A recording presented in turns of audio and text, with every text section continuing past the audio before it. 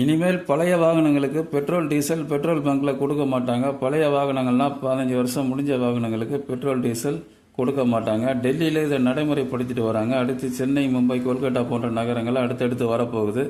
RTO ஆஃபீஸ்லேயும் 15 வருஷம் முடிஞ்ச வாகனங்களுக்கு ஆர்சி புக் புதுப்பிக்க முடியாது. டெல்லியில் இதை நடைமுறைப்படுத்திட்டு இருக்காங்க. வேணும்னா டெய்லி பேப்பரை வாங்கி கன்ஃபார்ம் பண்ணிக்கோங்க. கடந்த ஒரு வாரமாக டெல்லி பெட்ரோல் பங்க்கில் பழைய வாகனங்களுக்கு பெட்ரோல் டீசல் கொடுக்கறது இல்லை. நம்ம ஊரில் அந்த மாதிரி வெகு சீக்கிரம் வரப்போகுது. சில சில்வண்டுகள் கேட்கலாம், பெட்ரோல் பங்க்கில் பெட்ரோல் கொடுக்கலன்னா என்ன, நான் கேனில் வாங்கி போட்டுங்க அப்படின்னு. கேன்லேயும் இனிமேல் தர மாட்டாங்க. மற்றும் சில பேர் என்ன கேட்பாங்கன்னா, என்னோட பைக் புதுசு தான், நான் அதில் 10 லிட்டர் பெட்ரோல் போட்டு அதிலிருந்து 5 லிட்டர் எடுத்து காருக்கு ஊற்றி, அதாவது பழைய வாகனங்களுக்கு ஊற்றி அந்த வண்டியை ஓட்டிகிட்டு போவேன் அப்படின்வாங்க.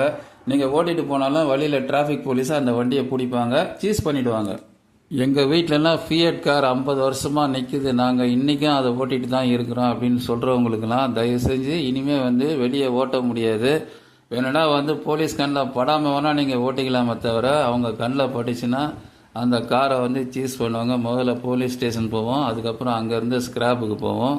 அதனால் சென்டிமெண்ட் காரணமாக அந்த பழைய வாகனங்கள் மேலே எங்களுக்கு தீராத காதல் இருக்குது அப்படின்னா நீங்களே வீட்டில் தொடச்சி வச்சு வீட்டில் அழகு பார்த்துக்கலாமே தவிர ரோட்டில் ஓட்ட முடியாது. இனிமே பழைய கார் வாங்கி நம்ம அந்த காருக்கு ஓனர் ஆகலாம், ஒரு காருக்கு நானும் ஓனர் அப்படின்றவங்க தயவு செஞ்சு பழைய வாகனங்களை வாங்காதீங்க. வாங்குறதா இருந்தால் புதுசாக வாங்குங்க. இல்லைன்னா அதை வாங்குறதுக்கு உண்டான காலம் வர வரையும் பொறுமையாக இருங்க. பழைய வாகனங்கள் வாங்கினீங்கன்னா இந்த மாதிரி பிரச்சனை கன்ஃபார்மாக இருக்குது. பெட்ரோல் பங்க்கில் பெட்ரோல் டீசல் உங்களுக்கு கிடைக்காது.